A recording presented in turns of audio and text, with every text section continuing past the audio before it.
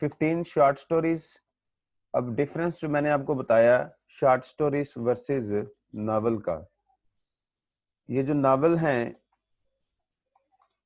Novel को पढ़ने के लिए हमें एक हफ्ता, एक माह या कुछ माह जो है वो चाहिए।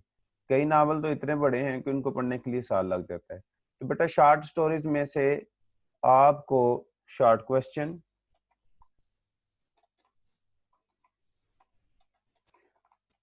एमसीक्यूज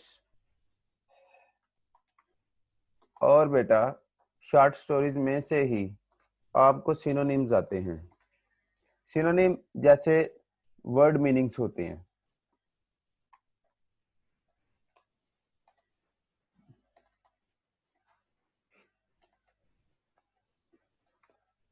और फिर उसके बाद बेटा आ जाती है हमारे पास बुक 3। अब आप ये कहेंगे कि सर बुक 2 कहाँ गई? तो बुक 2 जो है बेटा, वो हम बुक 2 और बुक 4 जो है वो हम सेकेंड ईयर में पढ़ते हैं। तो बुक 3 में आपके पास first of all there are 3 plays. 3 pledge.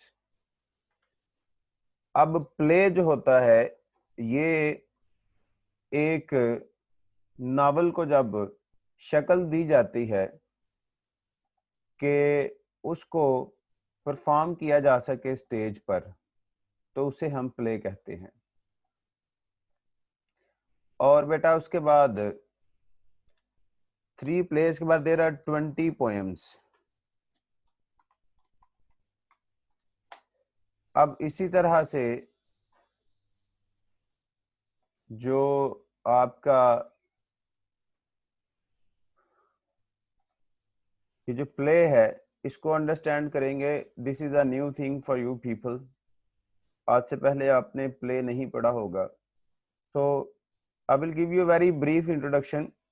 जैसे कि आप लोगों ने पहले मुकालमा पढ़ा हुआ है कि जैसे पहले नाम लिखा जाता है दुकानदार या गाहक अस्सलाम वालेकुम, दुकानदार कहता है वालेकुम अस्सलाम, और जी फिर दुकानदार का नाम आता है।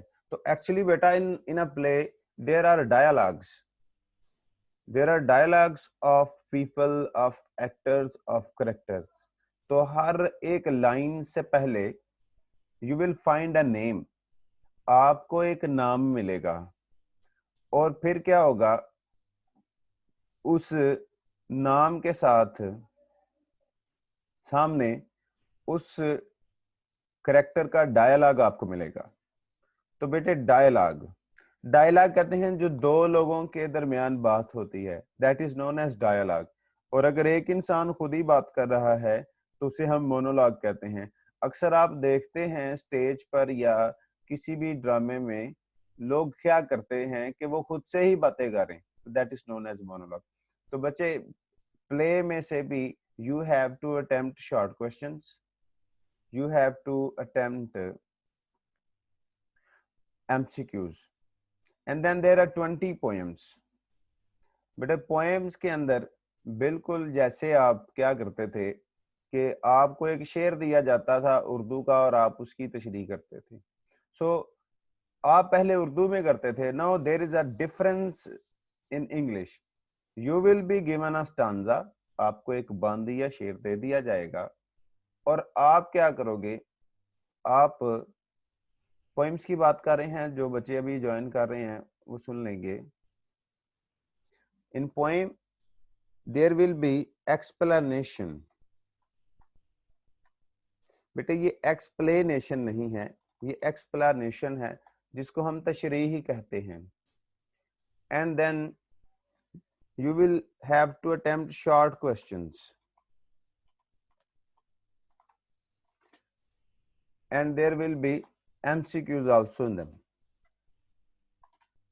So in 20 poems you will read poem, each poem is different from the other, and the teacher will explain you all the stanzas, all the words and all the lines, and you will have to get the central idea. जैसे आप matric में summary याद करते थे, तो बच्चे इसमें summary जो है वो आपने नहीं लिखनी, बल्कि जो शेर आपको दिया जाएगा, the stanza that will be given to you, you will have to explain that stanza. But there is a difference. First of all, you will have to write the reference.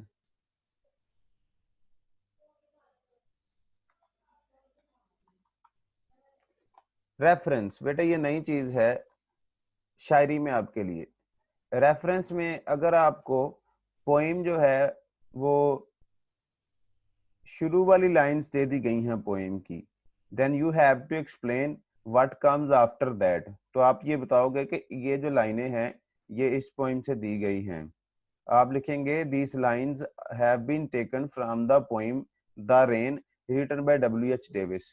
तो ये रेफरेंस है जिसमें आप जैसे आप मुसन्निफ का नाम वगैरह लिखते थे तो ये वो है, शायर का नाम, नज्म का नाम, तो इसके अलहदा नंबर हैं। Then there will be context. Context जैसे मैंने भी कहा कि सियाको सबाक आप लिखते थे कि जो लाइंस आई हैं वो जो लाइंस हैं वो स्टार्ट से हैं, तो आप उसके बाद वाले चीजों का रब्त बनाएंगे और बताएंगे व्हाट कम्स आफ्टर दैट। अगर एंड वाली लाइन है then you have to tell how the thing started. अगर आपको आखिर से कोई लाइन या मिसरा दे दिया जाता है तो आप क्या करेंगे, आप बताएंगे कि उसके शुरू में क्या था। तो ये कॉन्टेक्स्ट है एंड देन एक्सप्लेनेशन। तो इस तरह से ये आपका एक्सप्लेनेशन का क्वेश्चन जो है वो आप अटेम्प्ट करेंगे। Then obviously there will be short question. For example there is a poem, the name is the rain. The rain में आप ये आपसे क्वेश्चन पूछा जा सकता है कि how rainy day can be enjoyed, what are poor leaves, what are rich leaves. I will explain you later when I will teach you that. So then there comes English B. In English B,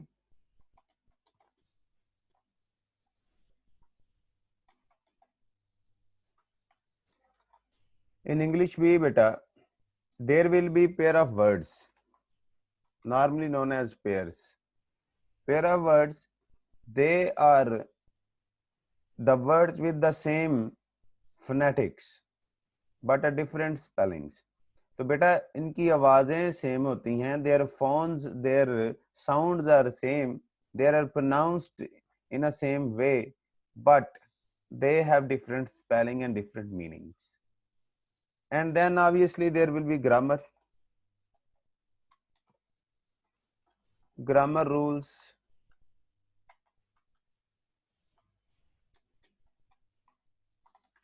and there will be moral stories. What are moral stories? बेटा ये वो stories होती हैं कि जिनका एक नतीजा या मॉरल होता है एंड पे। यहाँ पर मैंने आपको शॉर्ट स्टोरीज बताई। The difference between short stories and moral stories that कि मॉरल स्टोरी का एक मॉरल होता है, उसका एक मॉरल होता है, एक नतीजा होता है, and you will be writing to secure 10 marks. 10 नंबर के लिए आप इसको लिखेंगे। And then there will be applications and letters also, but there is a choice between application or letter, so it's up to you and your teachers that which one you are going to do that. So have a outlook. The students, those who have just joined in, I will repeat for them. In first year, in inter part 1, you will in inter part 1 you have to study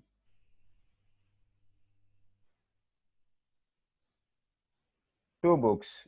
Number one is book 1 and the other is book 3. In book 1 there are 15 short stories, and from short stories you will be asked short questions, MCQs, and there is one more thing, that is translation. Short questions, synonyms and translation.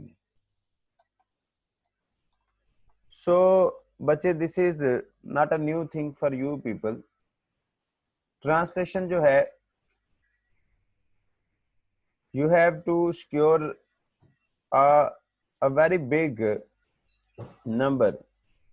It will be of 15 marks. ये जो translation है आपकी, ये 15 नंबरों की है. सो ये जो 15 नंबर आपने सिक्योर करने हैं, it is a huge task. तो ये जो 15 नंबर आप लोगों ने लेने हैं, उसके लिए आपको 15 शॉर्ट स्टोरीज जो हैं, उन सारों की ट्रांसलेशन जो है वो याद करनी पड़ेगी, प्रैक्टिस करनी पड़ेगी. तो अगर आप अपने टीचर को सुन लेते हैं तो it will not be a very difficult job. So my recommendation and my strong recommendation to all of you is that listen to your teacher very carefully. Do not even miss a single word. For example, you are going to solve MCQs, you are going to solve synonyms. अगर एक चीज का आपको मतलब नहीं आ रहा तो बच्चे आप उसको कैसे अटेम्प्ट कर सकते हैं.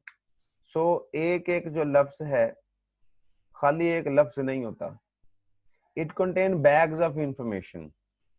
For example, एक वर्ड है teach, तो उस teach के साथ जो वर्ड है वो टीचर भी आता है, स्टूडेंट भी आता है, टीचिंग भी आता है, बुक्स भी आता है, नोटबुक्स, व्हाइट बोर्ड.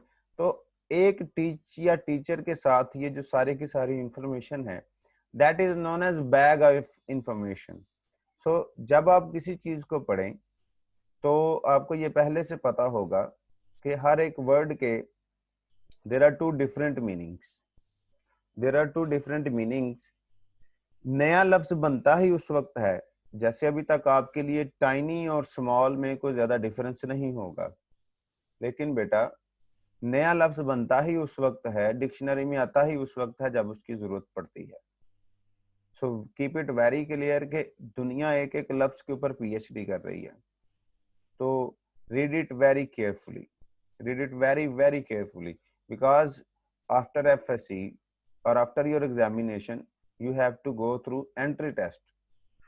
तो entry test में बिल्कुल इंसान जैसे सख्त मेहनत के बाद जैसे वो चक्की में से दाने जो हैं वो पीस कर आगे जाते हैं, इसी तरह से आप लोग निखर कर ही आगे जाते हैं. तो there is obviously hard work